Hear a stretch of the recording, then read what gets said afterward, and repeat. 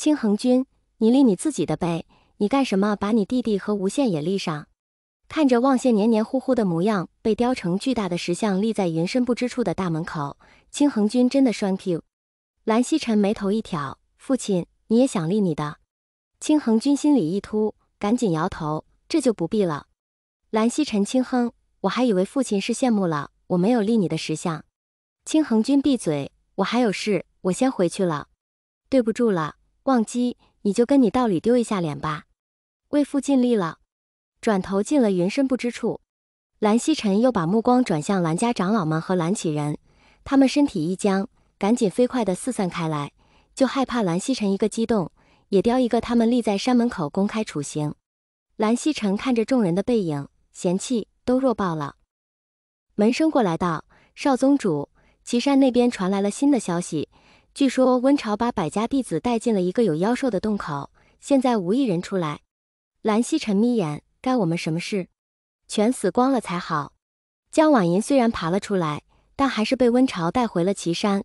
温朝觉得百家嫡系全被他弄死了，事情搞大发了，便把所有的事情推到了江婉银身上。百家接到消息之后，虽然不太相信温家发的公告，可是他们又打不过温家，便把失去儿子的痛苦算在了江家的头上，集体去江家算账了。温朝这边把锅扣到了江家头上，总算想起了他那个去了蓝氏就消失的大哥了，叫来人疑惑道：温旭呢？他们去了蓝氏怎么这么久也没回来？那门生颤颤巍巍道：7天前。蓝家便把大公子和那几千门生送回来了。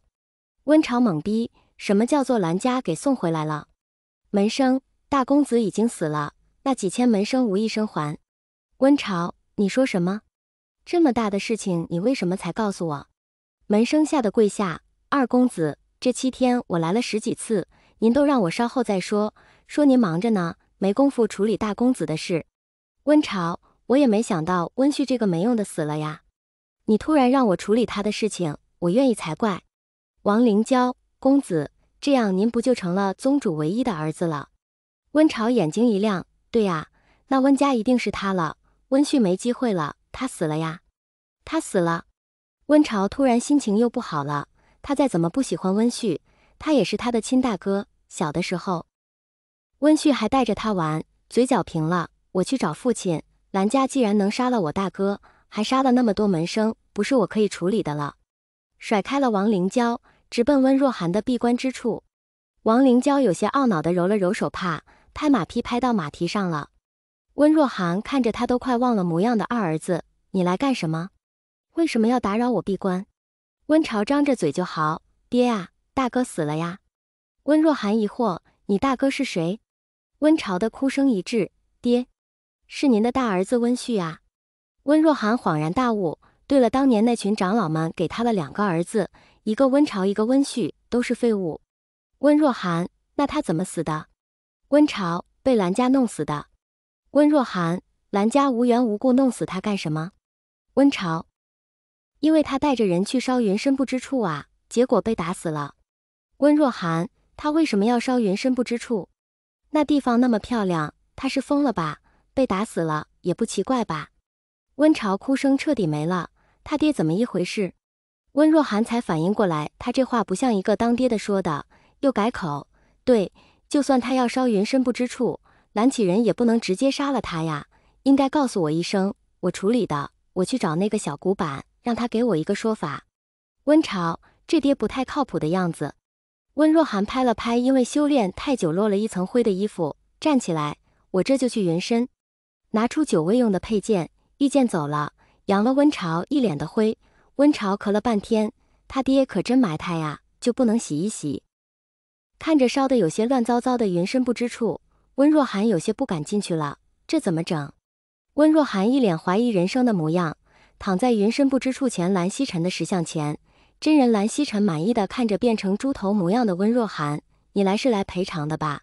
那个温旭烧了我云深不知处这么多的珍贵树木，我们好好算算，你们温家该赔多少钱？温若寒，你不是把温旭都弄死了吗？还杀了我温家几千的门生。蓝曦臣挑眉，我杀是我厉害，不是你可以逃避赔偿的理由。温若寒竟然无法反驳。蓝启仁这个时候才慢悠悠的出来了，疑惑的看着地上的猪头，你是？温若寒大吼，你个小古板，我是温若寒。蓝启仁有些伤眼睛的转过头，看着蓝曦臣叹气，曦臣，他也就一张脸能看，你把他打成这个样子，很影响我的食欲。蓝曦臣嗤笑一声，没打之前的脸也就一般般。